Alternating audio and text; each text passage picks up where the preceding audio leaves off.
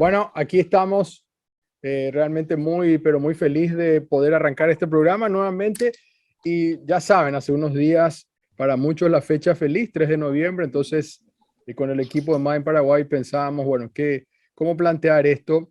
Y queremos hablar de la herencia del electronismo porque hemos hablado mucho y tendremos que seguir hablando siempre de la pesada herencia del electronismo, de las torturas, de todo lo que hemos vivido y han vivido nuestros compatriotas. Y hoy le queremos dar otro enfoque también, desde dos miradas.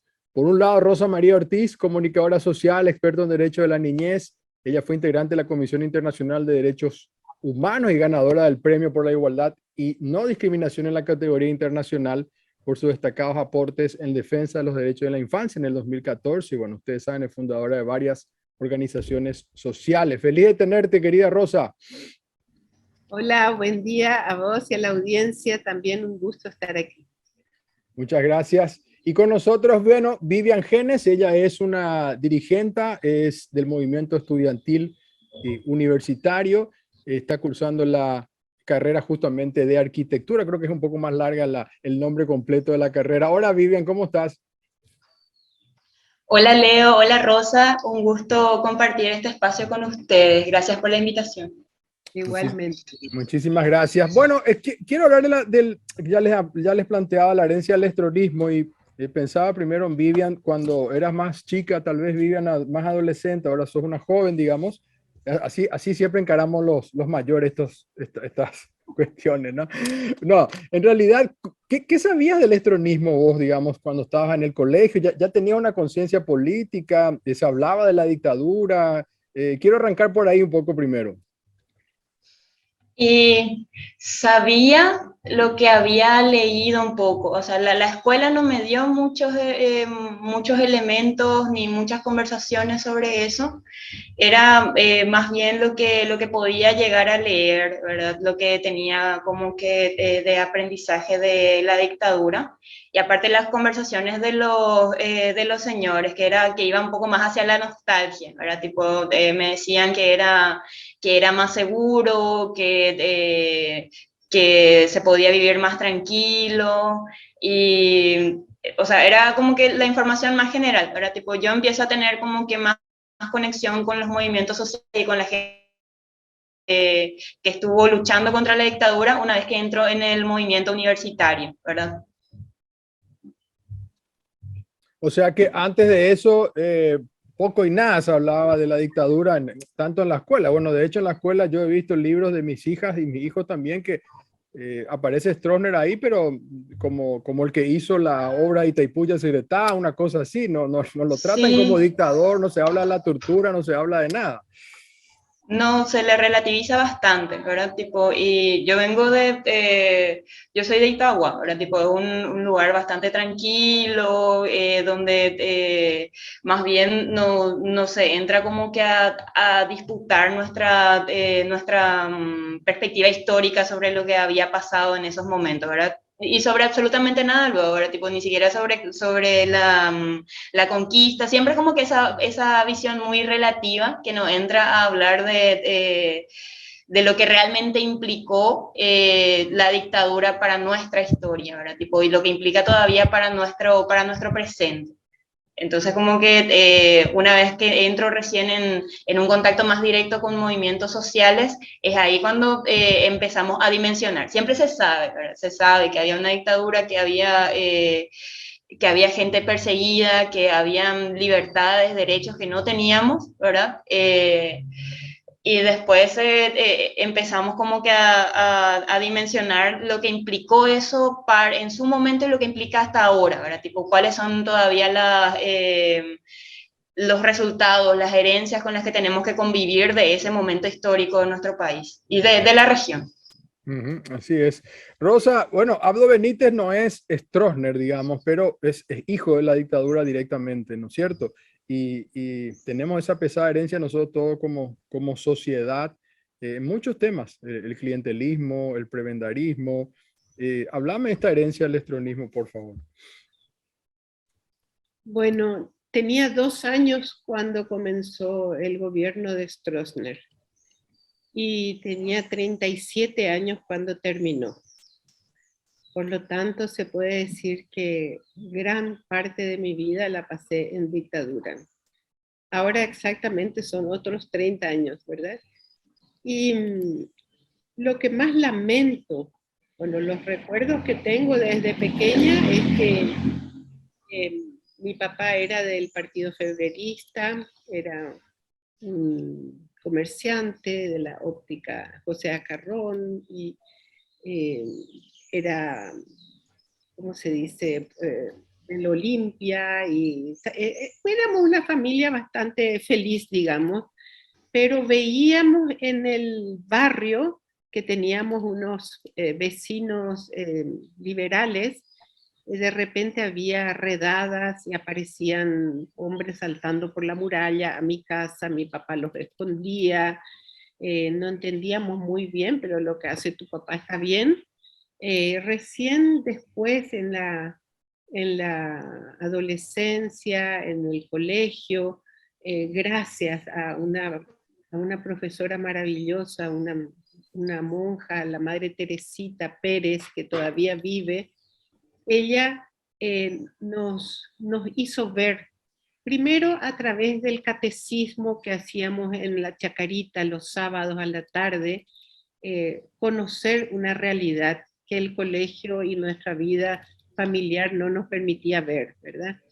Y después vino el Concilio Vaticano II, la teología de la liberación, la opción por los pobres, todo eso me llegó a mí en la etapa de efervescencia de la adolescencia y la juventud, gracias a Dios, ¿verdad? Y gracias a esta Madre Teresita, teníamos un grupo de líderes, nos llamábamos, estaba Marilyn Renfeld, Raquel Rojas, Rafael Aguanes, ¿cómo es? Ada Rosa Martínez, todas chicas que si vos te fijas son chicas que tienen conciencia, bueno, chicas, perdón, somos viejitas que tenemos conciencia, y que esa mirada crítica nos salvó la vida, nos salvó la vida. Esa mirada crítica con la pedagogía de Paulo Freire, ¿verdad? La pedagogía de la pregunta. No es un mensaje que te ponen de arriba abajo, sino que te hacen preguntas. Por ejemplo, también tuvimos la suerte de tener a Efraín Cardoso como profesor de historia, ¿te imaginas? En quinto y sexto curso, y él utilizaba en las imágenes de la pedagogía de Paulo Freire. Entonces, en la clase de historia nos ponía un indígena con un arco y flecha y nos preguntaba, ¿tiene cultura? Y ahí era todo un debate, ¿verdad? Un indígena así pelado, sin ropa prácticamente, y con arco y flecha, ¿tiene cultura? Entonces la pregunta es, ¿qué es cultura? ¿Tienen los indígenas cultura? Entonces, realmente, dentro de todo, fui privilegiada de poder tener adultos que me hicieron aprender a mirar de manera crítica la realidad y poder ahí elegir qué vida hacer, ¿verdad? Entonces soy producto también de esa nueva iglesia católica que en la región marcó pauta. Y aposté a la democracia, ¿verdad? Cuando cayó la dictadura, obviamente nos juntamos quienes estábamos haciendo trabajo social. En ese momento yo estaba creando Calle Escuela en el año 84, trabajar con los niños en situación de calle, ahí le llamábamos menores de la calle, ¿verdad? La Convención de Derechos del Niño se estaba debatiendo, pero nosotros estábamos viviendo en una burbuja, nosotros no debatíamos nada. Paraguay no era parte de una serie de convenciones de derechos humanos. Nosotros no, nos perdimos 30 años de debate importantísimo, apuntando a la dignidad del ser humano. Y eso yo pienso que es el principal error y la desgracia de haber tenido una dictadura la más larga de nuestra región, es justamente que nos dejó ignorantes, nos dejó sin conciencia, porque se crean las Naciones Unidas y se crean las convenciones de derechos humanos, tanto de Naciones Unidas como de la OEA, y nosotros no hemos participado de sus debates, nos hemos perdido ese proceso, de ese aprendizaje hacia la dignidad del ser humano, porque los derechos humanos justamente apuntan a asegurar la dignidad. Y fíjate que después de la Segunda Guerra Mundial, cuando se produce la desgracia más grande, basada en la discriminación a seres humanos que se consideraban inferiores, como los judíos, como los comunistas, como homosexuales, y que morían de forma dramática, esa dignidad de ser humano que se perdió en esa Primera y Segunda Guerra Mundial, hizo que la humanidad dijera, tenemos que inventar algo para que las autoridades elegidas por los pueblos tengan encima unas leyes, unos límites que no pueden traspasar. No puede una autoridad, aunque haya sido electa, hacer cualquier cosa. Tiene que haber un límite que asegure la dignidad de los seres humanos. Todo ese debate tan interesante nosotros no lo vivíamos. Y pasamos 30 años y por lo menos 15 convenciones de derechos humanos que no existía. Al contrario, la dictadura acogía a los nazis, y al acoger a los nazis también impedía ese debate. Entonces, como país nos perdimos esa posibilidad de crecer, y eso es lo que más yo lamento. Por supuesto, lamento las muertes, las desapariciones, las torturas, pero más apunto a la ignorancia. Se abonó una ignorancia que hasta hoy no logramos superar.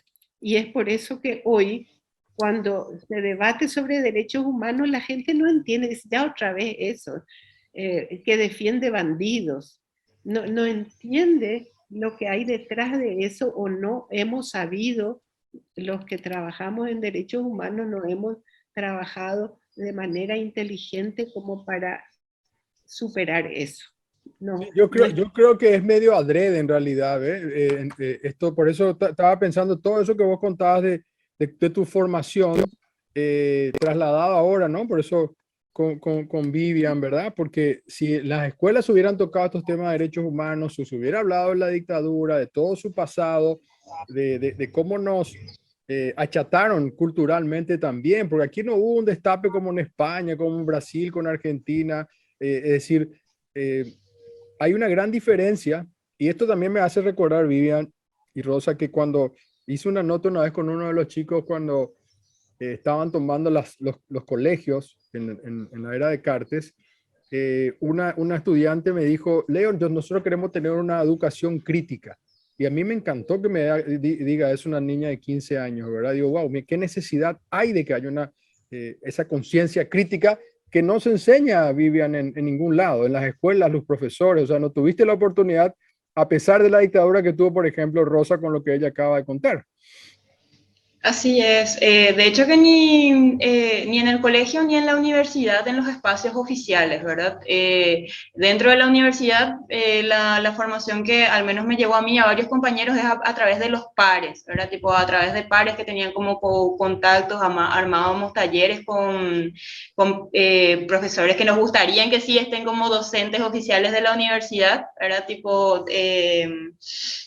y ahí como que íbamos construyendo nosotros nuestros espacios de debate, nuestros espacios de formación. Y es así hasta ahora, ¿verdad? Los chicos de la FENAES, de la UNEPI, ellos también son los que están como construyendo unos espacios de formación crítica, real, donde vos entendés cuál es la historia de tu país, donde tratás de ver cuáles son las implicancias políticas, cuáles son las implicancias sociales, y también pensás en qué hacer con eso, ¿verdad? Pero cuando hablamos así tipo de un nivel amplio, ¿verdad? Tipo a un nivel así tipo a nivel de estructura, ni nuestros estudiantes de los colegios, ni nuestros estudiantes de la universidad realmente tenemos como que esas herramientas, ¿verdad? Tipo, no tenemos acceso a esa información. Incluso los derechos humanos, durante todo lo que fue el arancel cero, o sea, nosotros ya sabíamos que como que no había como que una conciencia sobre lo que es un derecho, lo que es el derecho a la educación, en este caso, o el derecho a la salud, pero chocamos muy fuerte con los docentes, con los decanos y demás, en este intento de instalar luego el acceso a la educación pública como un derecho, ¿verdad? Se sabe la palabra, lo que es un derecho y demás, pero después realmente en la práctica lo que implica tener derecho a una educación que sea para todos y todas y que realmente te sirva para leer tu realidad, para leer tu sociedad, para poder hacer una transformación sobre lo que nos duele todos los días. Eso no tenemos a un nivel amplio, ¿verdad? Y son justamente los movimientos estudiantiles y los movimientos de docentes los que están colocando esa conversación, ¿verdad? Tipo, constantemente. Siempre en los espacios de la universidad parece que nos enseñan un montón de cosas que realmente no tienen una aplicación práctica en nuestras vidas, y en algún momento te empezás a pensar, entonces, ¿qué es lo que venimos a hacer acá? Tipo, ¿para qué nos tienen acá? ¿Verdad? Es como que una cuestión de darte ciertos elementos para que vos puedas como que disociar de la realidad y tener un ingreso económico sin realmente cuestionar ni analizar críticamente el espacio en el que están sucediendo todas estas cosas, ¿verdad? Mismo, en la Facultad de Arquitectura, por ejemplo, no tocamos el problema de la tierra, ¿verdad? Y estamos en una facultad que es de arquitectura, de urbanismo, que tiene cierto espacio de libertades, que son más bien libertades individuales, no es el espacio más reaccionario, ¿verdad? La facultad en la que estamos, y sin embargo esa conversación, ¿verdad? Tipo en manos de quiénes está la tierra, cómo llegó hasta ahí y lo que implicó eso para movimientos campesinos, movimientos indígenas, lo que implicó eso para la vida de la gente, no la tenemos como base, ¿verdad? Tipo, nosotros nos centramos nomás en aprender a hacer las casitas y como que en seguir como que siendo mano de obra para la gente que fue beneficiada de este proceso histórico tan doloroso, ¿verdad? Entonces como que sí, es una cuestión así de que está completamente silenciado, ¿verdad? O silenciado o diluido, ¿verdad? No fue tan malo, ¿verdad? Fue malo para algunas personas que trataron de oponerse, no para tipo, no se ve como cuál es el alcance real de todo ese tiempo de persecución, de mantener como que ciertos privilegios en ciertos espacios nomás, ¿verdad? Entonces, a un nivel muy amplio, no vas a tener luego una respuesta demasiado fuerte de la gente si no hay ni siquiera ese nivel de información para que puedas generar empatía con las personas afectadas o mismo con en poder entender bien cuál es tu situación personal en relación a eso, ¿verdad? Claro, como si fuera maquillado, ¿no? Vos dijiste bien diluido. Sí, sí, sí. Eso es. Es eso. Tal vez, pienso, Rosa, no sé, no hubo, como te decía, aquí un juicio en los militares. Sí, Yo quisiera, si me permitís, claro, continuar un poquito en la línea que estaba hablando ella. ¿Puede vale, ser? claro, Para no querida. olvidarlo, pues, porque ya soy viejita, después me olvido las cosas. Me encanta que me endereces en el tema. Eso, así hacen los académicos, no como yo que me disperso. Dale, dale. Con mucha amabilidad encima. Sí, También quiero felicitarte por este encuentro intergeneracional. gracias. Es muy rico tener estas dos generaciones, joven y otras no tan jóvenes. Enriquece mucho. Entonces, siguiendo en la línea que estaba hablando ella, me vienen dos recuerdos, dos situaciones que apuntan a demostrar que los paraguayos en la gran mayoría no hemos aprendido el derecho a tener derecho.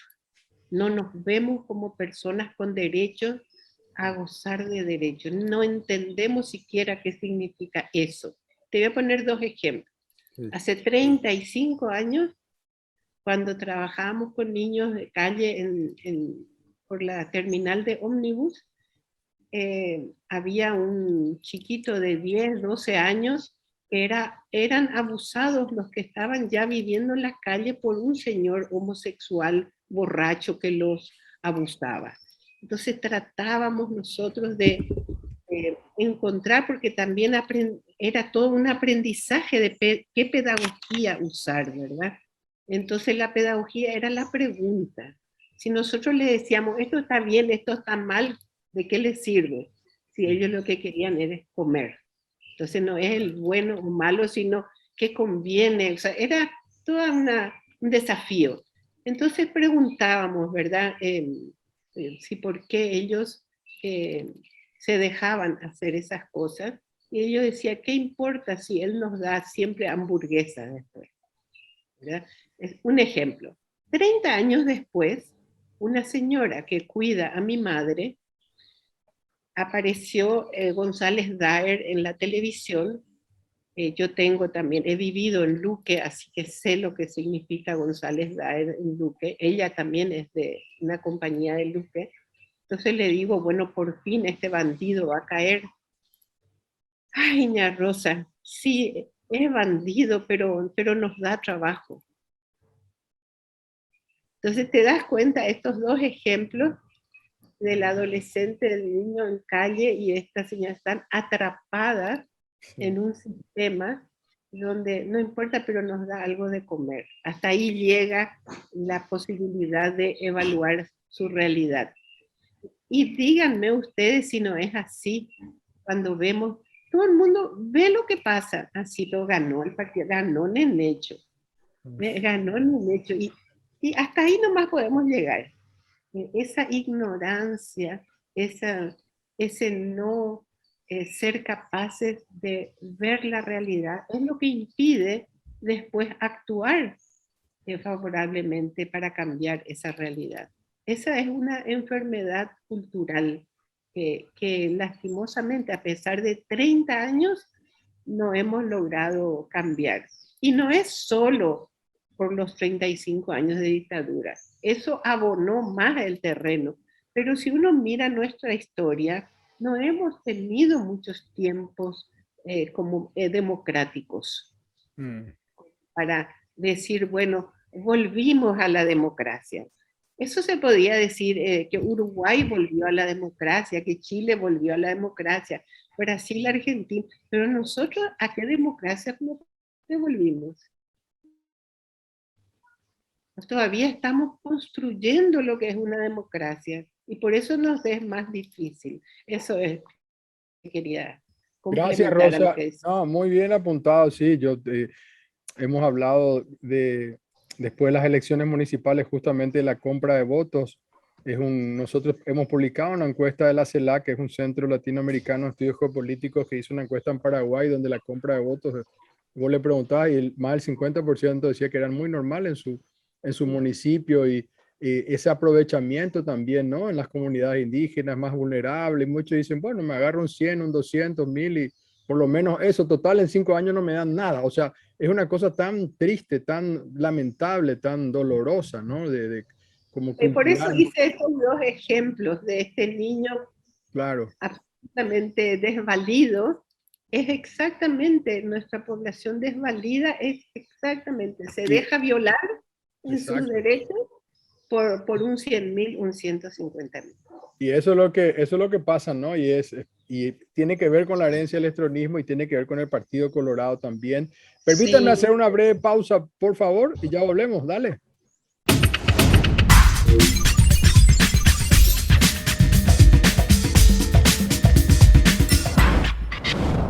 Bueno, estamos aquí en la segunda parte, en esta hermosa charla de generaciones y poder recordar cómo corresponde la herencia del estronismo. Tenemos que hacer muchos programas si queremos hablar de toda la herencia del estronismo, pero bueno, lo estamos haciendo de alguna manera. Vivian, yo sé que querías, te doy la palabra, pero quiero dejar picando nomás. Cuando yo decía Abdo no es Stroessner, pero a vos te metieron en una causa relacionada con la quema de la ANR de manera injusta. Hay demasiadas cosas que se ven en la causa, por ejemplo, videos donde hay gente que fue imputada que no se les ve, hay gente que se le trajo presa porque estuvo en otras manifestaciones, no en la quema de la ANR, digamos, y eso sin ninguna duda a mí me hace recordar a la ley 209 y a todo lo que al menos yo viví también un poco en mi adolescencia de lo que era la dictadura y tenía esa conciencia por mis padres de lo que estaba pasando. Pero veo mucha similitud entre lo que pasa ahora y lo que pasaba en el estronismo. Detenciones, torturas, hay un montón de cosas muy parecidas. La policía pegando, o sea, hay una foto de la Hino caída famosa que le están pegando y hay otras fotos de ustedes y chicos jóvenes y chicas que estaban en las manifestaciones también siendo garroteados. Así es, o sea, quiero cerrar un poquitito lo que colocaba Rosa hace rato, después Sí. voy a responderte eso, ¿verdad? Tipo, recuerdo cuando Cartes decía en las reuniones para las municipales que se sigan consiguiendo camas, que sigan consiguiendo medicamentos, que sigan consiguiéndole trabajo a sus correligionarios, ¿verdad? Tipo, y como que esta visión general de que para tener derechos básicos, o sea, que deberían ser de todos, vos tenés que ofrecer tu dignidad, ¿verdad? Tipo, o que tenés que ofrecer tu trabajo, o tenés que ofrecer tu posibilidad de pensamiento crítico a la estructura del Partido Colorado, ¿verdad? Y se sigue manejando con la misma lógica de hace décadas este espacio, ¿verdad? Tipo, como que para acceder a lo básico, a lo mínimo que debería ser colectivo, que debería ser un derecho tanto de las personas que están así, tipo, militando en este espacio, como de todos, ¿verdad? Tipo, como una base desde la que comenzar, para eso tenés que estar completamente al servicio de esta estructura, ¿verdad? Sí. Durante las manifestaciones nosotros ya veíamos viniendo este comienzo de represiones, ¿verdad? Tipo a la voz de la gente. Fue un mes de manifestaciones y un mes donde se instaló lo que era la consigna de la ANR nunca más, ¿verdad? Tipo después de un tiempo de pandemia, donde estaba como que empezando a cuestionarse generalmente un poco más allá de lo que eran los movimientos sociales nomás, lo que implica el Partido Colorado para el país, ¿verdad? Y lo que sucedió con nuestra detención, nosotros lo entendemos como un disciplinamiento, ¿verdad? Más todavía cuando tenés las personas a las que están fichando más fuertemente, somos estudiantes universitarios que estuvimos trabajando un año más tiempo para el acceso a la universidad pública, que es mi caso, y también es el caso de Pedro Areco, que también es parte de la segunda, y él, entonces, por ejemplo, también es de la juventud del partido históricamente opositor a la ANR, que es el Partido Liberal. Después le tenés a Luis Trinidad, también joven trabajador, mueve sus redes hace como que un espacio comunicacional con mucha conciencia, con mucho trabajo desde lo que nos pasa en el cotidiano. Le tenés a un compañero que es de Patria Nueva, por ejemplo, entonces, que es de un asentamiento de acá de Itagua.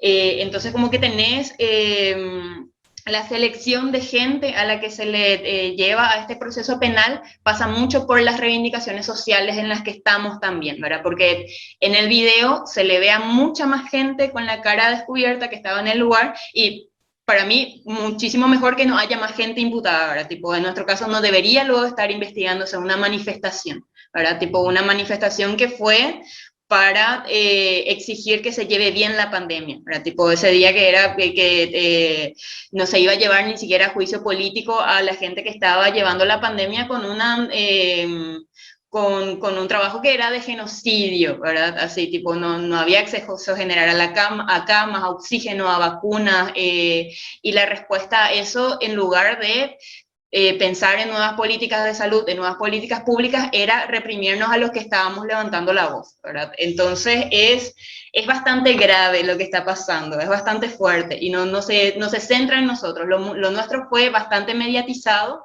pero tenés también el caso de María Esther, por ejemplo, que es la escrachadora a la que le llevan a juicio oral sin ni siquiera tener un tipo penal, ¿verdad? Tipo para esta cuestión de no respetar la cuarentena, por ejemplo, ¿verdad? Tipo, eso no es un tipo penal por el que le puedas llevar a juicio oral a nadie, y lo hicieron, ¿verdad? También tenés la imputación histórica para personas del movimiento campesino, ahora también con las manifestaciones indígenas, también al movimiento indígena, después de lo que fue la ley Zavala Riera. Entonces es como que una vuelta a la represión por la fuerza, ¿verdad? Tipo, en un tiempo en el que se está cuestionando la legitimidad del partido con más fuerza. Siempre está el cuestionamiento, ¿verdad? Pero el cuestionamiento generalmente suele venir como que con una resignación. Bueno, así nomás luego es. En este marzo había una cuestión de, bueno, nunca más entonces, si es que es así. Y lo que lograron hacer con la persecución a nosotros fue justamente parar esas manifestaciones de marzo e intentar visibilizar que levantar la voz va a tener un costo, ¿verdad? Va a tener un costo, y que es un costo muy alto. Persecución política, violencia, represión, puede ser cárcel, ¿verdad? Tipo, como que algo que estaba empezando a gestarse, intentar pararlo instrumentalizando la justicia, instrumentalizando también los medios masivos de comunicación, ¿verdad? Está como que todo muy preparado para eso. Sí, y hablando de represión nomás, no quiero desaprovechar porque durante la dictadura, bueno, hubo mucha, obviamente, y recuerdo las ligas agrarias campesinas, Rosa, y también estoy recordando ahora mismo los desalojos a las comunidades indígenas, que esta semana tuvimos como 7, 8, a partir de la ley Riera Zavala, se están preparando para más, con todo realmente, con mucha fuerza. Y obviamente que todas estas comunidades siempre hay niños y niñas, y hay cero protección. No veo CODENI, no veo Defensor del Pueblo, no se ve al INDI, digamos, ninguna protección. Y de nuevo el paralelismo, Rosa. Ya, totalmente de acuerdo en lo que había mencionado Vivian y vos también. Creo que el tema de la tierra es central. Paraguay fue a la guerra grande por defender las tierras para los paraguayos. Y si hoy miramos en manos de quién están las tierras, y si miramos el daño que se hizo al mal usar a los sujetos de la reforma agraria, tenemos el estudio de la Comisión de Verdad, que habla de 8 millones de hectáreas que no están en manos de sujetos de la reforma agraria, y que es una tarea pendiente que sí o sí, incluso más importante que Itaipú, con toda la importancia que le doy a Itaipú, ¿verdad? Pero así como Itaipú es importante, las tierras de Paraguay son más importantes, porque vos podés vivir electricidad, no podés sin comer, no podés vivir sin trabajar la tierra, y casi el 48% de la población es campesina. Entonces, tenemos que ver que estamos en una segunda guerra grande hoy. Estamos en una segunda guerra grande. O sea, ¿queremos recuperar la tierra para los paraguayos o terminamos de vendernos nomás? ¿Y para qué entonces tuvimos la primera guerra grande? Es parte de la reflexión que tenemos que hacer los paraguayos, y hay una tarea pendiente. Gracias. Qué suerte que después de esa infame ley de Zavala Riera, parece que por cola de paja se aprobó en el Senado por unanimidad la creación de una comisión que va a establecer los mecanismos para recuperar la tierra mal habida. Así dice, y se aprobó por unanimidad en el Senado. Espero, ahora está en debate en diputados.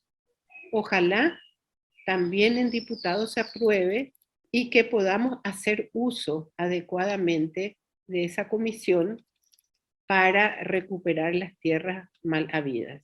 Es una tarea fundamental, porque anteriormente, en los años pasados, en las décadas pasadas, desde que se hizo la Segunda Guerra, la Triple Alianza o la Guerra Grande, la distribución de las tierras, ¿qué pasó?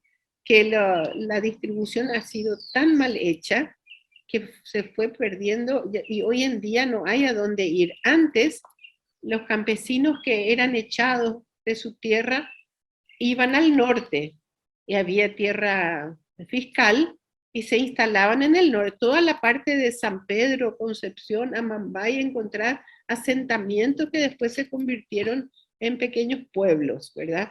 O se iban al sur, a Buenos Aires, 1 millón de paraguayos en Buenos Aires y alrededor de Buenos Aires, porque el Paraguay no le daba respuesta.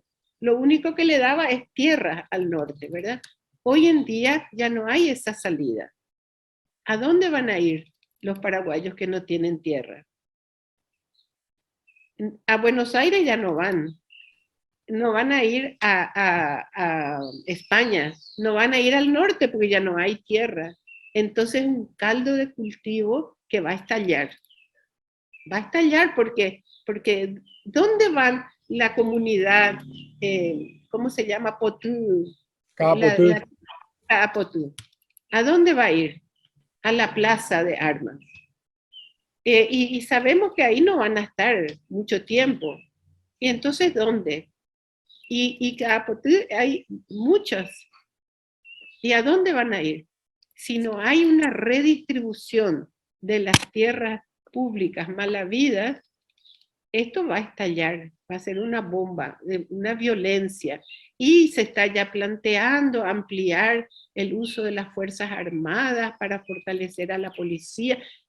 ¿A dónde nos encamina eso? ¿A México? ¿A Colombia? ¿Cuántos miles de muertos? Desde que México militarizó sus fuerzas policiales, centenares de miles de muertos se ampliaron. No es una respuesta. Y lo mismo Colombia. Entonces, tenemos que despertar o damos tierra a los campesinos, y no solo tierra, sino posibilidades de que puedan producir y comercializar sus productos, porque también ya se sabe que no basta dar tierras si no le das las posibilidades de vivir de esa tierra, porque entonces, si no, alquilan, como hacen los indígenas, que está prohibido por ley, o venden, como hacen los campesinos. Entonces no es suficiente dar tierra, sino también dar las posibilidades de que vivan de la tierra. Y si de una puta vez no resolvemos eso, pues lamentaremos muchísimo la violencia que estamos creando. No, se nos está acabando el tiempo, pero nos quedan unos 3 o 4 minutitos. Decía Rosa María lo de la Guerra Grande. Yo también hago un paralelismo siempre con el Chaco paraguayo, porque digo, en la Guerra del Chaco, nuestros héroes del Chaco, algunos todavía viven. ¿Qué estarán diciendo, no? Con esa deforestación atroz, con esa venta. Hay, creo que 2 millones de hectáreas que están en manos de uruguayos, de argentinos, hay otros, brasileros, y franceses, suizos, es decir, toda esa lucha tan increíble en la Guerra del Chaco, en esas condiciones, digamos, y hoy despilfarrando a diestra y siniestra, ¿no? Es el extractivismo, es el despojo, es lo mismo de siempre. Y hablabas vos de Colombia, de México, hay un candidato en Chile, hoy estaba escuchando, que es de la ultraderecha, que tiene posibilidad de ser presidente, hace 5 meses no tenía ninguna, que está hablando también de hacer unos pozos en la frontera con Bolivia para que no entren los bolivianos, los inmigrantes bolivianos, digamos, ¿no? O sea, una cosa realmente de locos. Contra todo eso es la nueva generación vive la que te estás enfrentando vos a partir de ahora, y no quiero dejar de eso, ¿no? Tampoco de mencionar lo de la tierra que vos lo pusiste de entrada con relación a tus estudios también en la facultad. Y sí, es un momento de hacer fuerza también de nuestro lado, ¿verdad? Porque ellos están organizando con leyes, están organizándose con, instrumentalizando la justicia, instrumentalizando la fuerza del Estado y planteando esto del costo que tiene manifestarse, ¿verdad? Tipo para ellos, para el movimiento indígena ahora que está siendo judicializado con la ley Zavala Riera, para el movimiento campesino, para el movimiento estudiantil ahora también, ¿verdad? Entonces, me gustaría como que poner también sobre la mesa, pensar un poco en cuánto nos costó hasta ahora también vivir en silencio, ¿verdad? Tipo, todo lo que nos está costando a nivel de educación, a nivel de derechos básicos, a nivel de salud, a nivel de derecho a acceso a la tierra. O sea, estamos pasando por una desensibilización terrible, sistemática, ¿verdad? Tipo, donde para mantener una vida mínimamente decente no tenés que mirar a la calle, no tenés que mirar al costado cuando estás en el colectivo, cuando estás en el auto, cuando estás caminando, ¿verdad? Entonces, frente a esta deshumanización constante y sistemática, la única respuesta que nosotros tenemos es justamente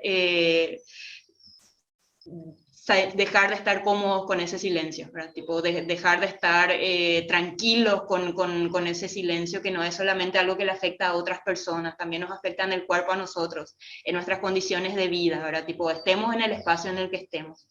Y es un trabajo que vamos a seguir haciendo, ¿verdad? A nosotros nos interesa muchísimo escuchar también las experiencias de luchadores que lucharon en condiciones terribles, ¿verdad? Terribles de persecución, terribles de asesinatos a sus familiares, a sus amigos y demás.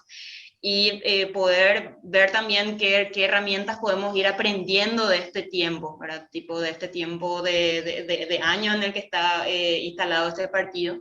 Este partido es mucho más que eso, ¿verdad? Es mucho más que el partido, es también como que la gente que vive bien a costa de, ¿verdad? Y que no se lo plantea, ¿verdad? Entonces, es un momento de ponerlo sobre la mesa, y de pensar, de pasar un poco de la defensiva esta a pasar a ver qué proponemos nosotros como alternativa, a cambio de, ¿verdad? Qué es lo que nosotros queremos construir realmente a partir de ahora y con el poco tiempo que nos queda, ¿verdad? Tipo, porque vemos la deforestación, vemos el nivel de extractivismo, de consumo, también de la tierra, de nuestros cuerpos, de nuestra vida. Entonces, es una cuestión que tenemos que plantearla con fuerza, ¿verdad? Estamos cerrando, Rosa, te dejo el final para vos, por favor. Solamente quiero también hacer una reflexión de esto, ¿no? Antes pensábamos en Stroessner, ¿verdad? Ahora vemos una ley que es Riera Zavala, o sea, uno es de un partido, otro de otro partido, o sea, como se mezcló, digamos, ¿verdad? De alguna manera no hay llamémoslo un enemigo común, digamos, a dónde apuntar, que era Stroessner antes. Cerrá, por favor, el programa, Rosa. Dale, decir gracias a los jóvenes por su lucha y invitarles que sigan. Seguiremos apoyándoles, les necesitamos, y recordar que Chile comenzó toda su revuelta con los pingüinos, los estudiantes con sus uniformes que les llamaban pingüinos, y fueron esos estudiantes secundarios, adolescentes, los que iniciaron el proceso de cambio de Chile, ¿verdad? También esperamos que los jóvenes paraguayos tengan esperanza, que no todo lo que hablamos les haga perder fuerzas, todo lo contrario, porque sí somos capaces como paraguayos de cambiar. Tenemos que identificar dónde estamos fallando, esa impunidad que destruye cada día y cada día más. Tenemos que volver a construir una institucionalidad que dé esperanza y que sepamos exigir y ser permanente en la lucha hasta lograr los cambios. Son muchas las cosas que tenemos que mejorar, pero también es mucho lo que hemos logrado después de la dictadura, un ordenamiento que simplemente tiene que ser ajustado para que la impunidad no la destruya totalmente. Estamos ahora en un estado fallido, pero un estado que si se repara puede reconstruirse. El contrabando, el narcotráfico son amenazas grandes que tenemos que identificarlos y combatirlos, porque Paraguay de todas maneras tiene que, en el contexto internacional, mostrar que no es un estado fallido, y por el momento no lo está logrando. Tenemos que por eso apuntar a los distintos campos, y el tema de la tierra, el tema del medio ambiente, el tema del agua. Esta cantidad de estaciones de servicios que se están haciendo están destruyendo el agua que tenemos que tomar en la región más poblada del país, y están los niños y adolescentes ahí tomando un agua contaminada. Eso son barbaridades que también como comunicadores tenemos que hacer ver, hacer sonar la alarma, para poder pedir los cambios. Y no estamos pidiendo imposibles, porque hemos avanzado. Hay una institucionalidad que debe nada más ser mejorada, ajustada y exigida por parte de los pobladores. Gracias. Gracias, muchísimas gracias, Rosa María. Muchas gracias, Vivian, para ti también por participar del programa de hoy.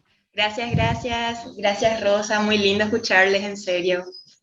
Igualmente, querida, igualmente. Nosotros hacemos una brevísima pausa y ya volvemos.